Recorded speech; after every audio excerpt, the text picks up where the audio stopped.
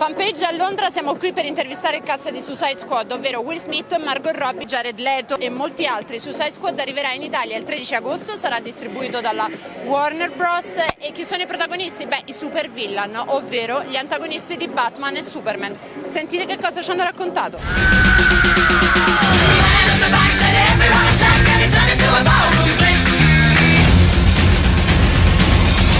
So, just a curiosity, everybody's pairing for this junket and you're solo. Who did you hit? I actually don't eat meat. So, no, you know what? Killer Croc, he's the loner.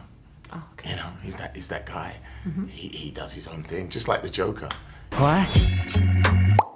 So you think that maybe Killer Croc is the most similar to Joker in a certain way? Like, it's more the evil one from the Suicide Squad? I certainly think he's similar in that he doesn't like to be grouped together. He likes to stand out and do his own thing. Whereas underground, you know, the Joker's, you know, lives in Gotham, but Croc he owns the sewers. He's the king of the underground. So, you know, he's a king. A king's got to have his own space, isn't he? So, in that sense, they're similar. Evil, I wouldn't kind of typify Croc as evil. I would say he's menacing, he's ferocious, but he has a soul. Yeah, and also he likes the girls, and he's got a sense of humor. It's true that for the preparation you watched a Japanese documentary with this guy that ate a live man. Why?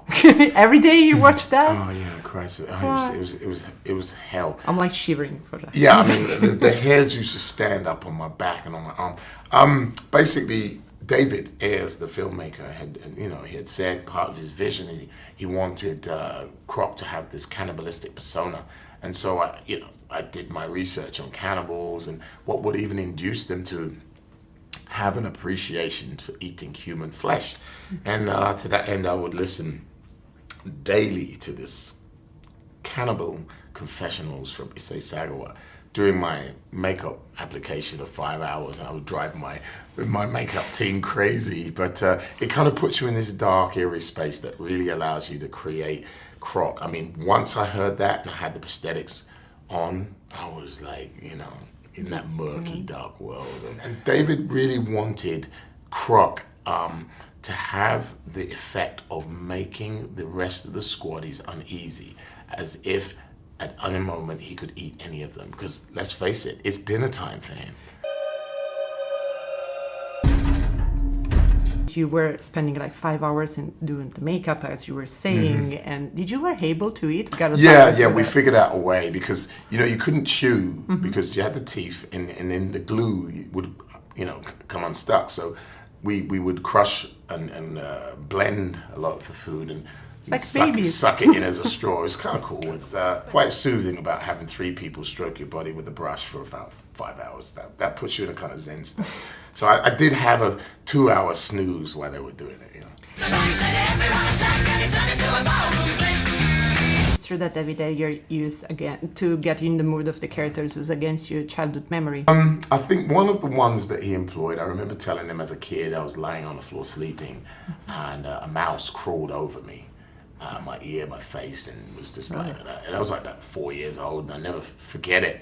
And the moment we were coming into a battle, and David wanted a particular reaction. He didn't want a menacing look, and he just whispered to me, he said, "Hey, Croc, imagine there's like 1 million mice crawling over your face." It was like, you kind of get this, and it evoked the exact emotion that he wants. He always betrays your secrets. He said, "Hey, she's the mouse."